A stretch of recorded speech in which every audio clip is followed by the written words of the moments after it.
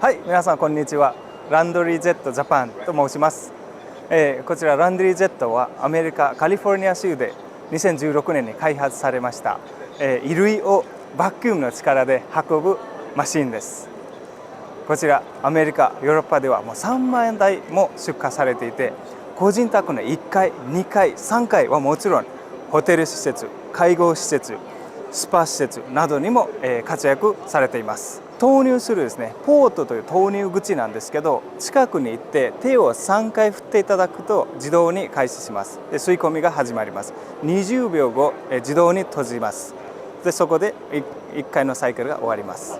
で、こちらすごくバキュームの力で衣類を運ばれますので、濡れたものはもちろんバスタオル、ベッドシート、ジーンズも吸い込みます。